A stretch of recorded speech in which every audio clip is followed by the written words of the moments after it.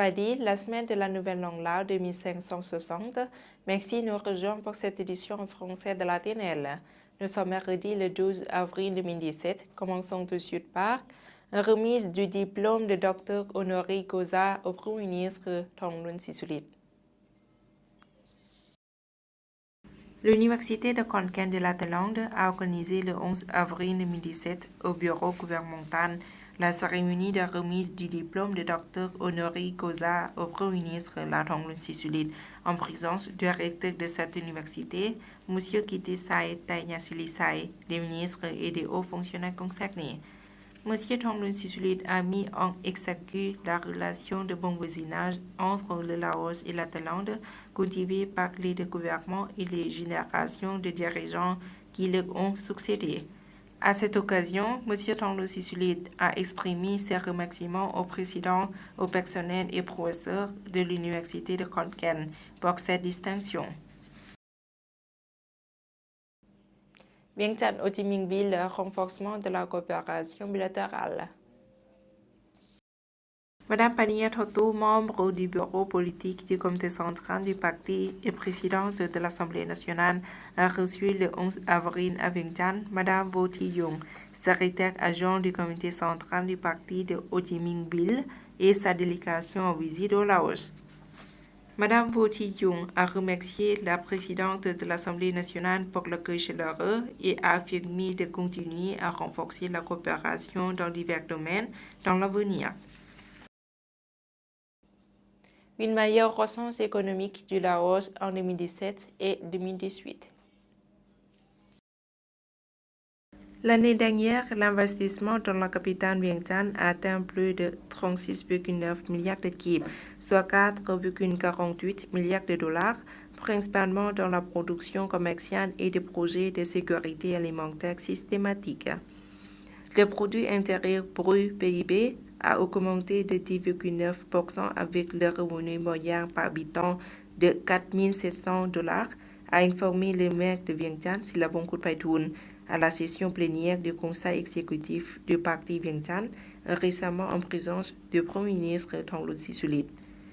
Il y avait 3 secteurs orientés vers l'économie dans la capitale Vientiane sur la dernière année: l'industrie à 47% du PIB, les services à 36% et l'agriculture à 17%.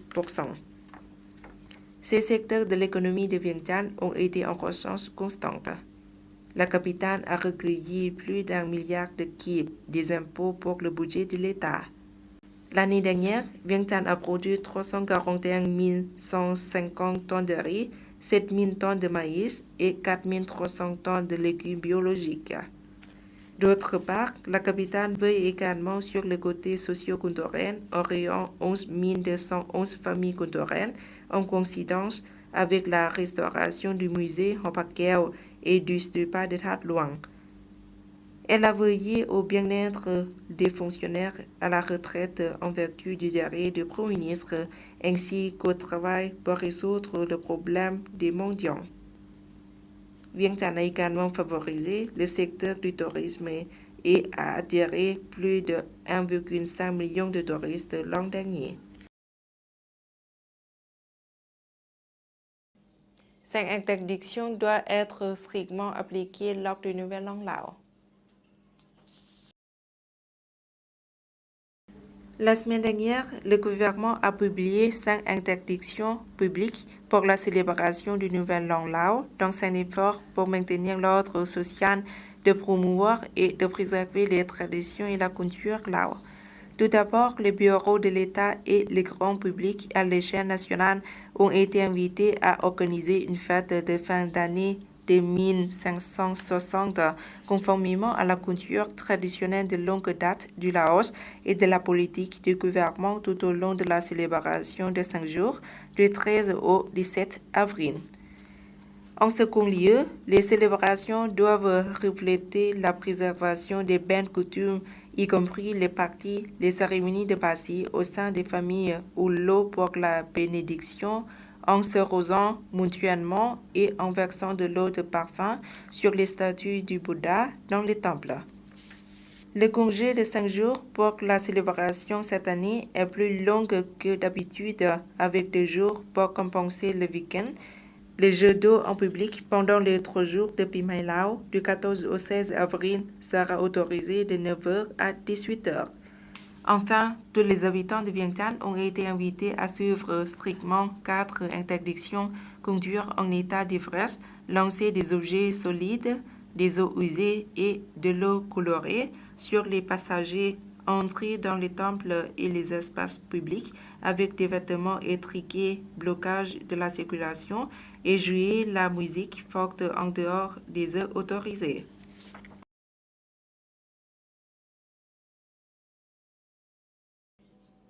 Transport, aucune augmentation de tarifs pendant le Nouvel An Lao. Durant la période du Nouvel An Lao 2017, les stations de bus vers le nord et le sud du Laos sont au service des populations Lao qui se déplacent vers leur village natal. Les tarifs de ces transports seront maintenus durant cette période.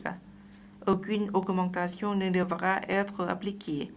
Le départ de la station de bus vers le nord commencera à 4h30 du matin et ce jusqu'à 22h chaque jour pendant le Pi Mai Lao. La directrice de la station de bus du Nord, Mme Thitpasong Lengdet-Misai, a souligné que les voyageurs Lao ou les touristes n'ont aucune rente à avoir pendant le Nouvel An Lao, car les services seront assurés pendant toutes les festivités. Les tarifs à destination du Nord sont pour un bus normal de 110 000 kip et pour un bus VIP de 130 000 kip pour un trajet Vientiane-Luang Prabang. Ensuite, un bus normal de 190 000 kip et un bus VIP de 210 000 kip pour Vientiane-Hoa Phan, un bus normal de 170 000 kip et un bus VIP de 190 000 kip de Vientiane à Udom Sai. Enfin, un bus normal de 230 000 kip et un bus VIP de 250 000 kip de Vientiane à Borgeo. Suite de l'actualité nationale en brève en images. Les fonctionnaires de l'entreprise de l'imprimerie Hongvim Siksa a organisé le 11 avril 2017 une réunion pour faire le bilan de l'année dernière et pour fixer les futurs plans. La séance s'est déroulée en présence de Mme Seng Ladiantaboun, ministre de l'Éducation et des Sports, du chef de bureau du ministère de l'Éducation et des Sports, des directeurs de département et des fonctionnaires concernés. Au cours de cette réunion, les participants ont entendu le rapport des activités de cette entreprise présenté par M. Buntrong Kanti Sanyara, directeur adjoint de l'imprimerie. Cette entreprise compte 6 services et 80 employés. Le service des travaux publics et des transports de la capitale et les services de circulation de la capitale, en collaboration avec la société de YouTube Sing, a organisé le 11 avril 2017 à Vientiane une activité de la caravane des motos pour inviter les agents à rouler en toute sécurité. Cet événement s'est déroulé en présence de M. Kep Pilavan Aperat, maire adjoint de la Vientiane, de M. Samak Chulamani, vice-président de la société YouTube Sing, et des étudiants. Une centaine d'étudiants et d'élèves ont participé à la Patoussaï en passant par caravane qui a pris le départ au Tralouan à Danun. La rue de Sam Senthai à l'hôtel Mercure et la rue de Suphanavong à l'intersection de Hokram et Patoussaï à la rue de 23 août.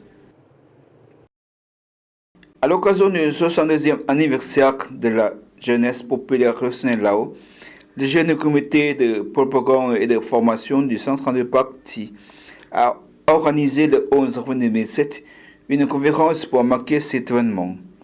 La conférence est animée par Mme Boali Bansadit, chef du département de propagande et de formation du comité du parti. À cette occasion, une histoire de cette journée et des activités de la jeunesse a été présentée aux participants. Voilà, c'est la fin de cette édition. Toute l'équipe vous remercie pour votre fidélité. Pour voir nos reportages, rendez-vous sur la page internet du journal en français de la TNL. Au revoir.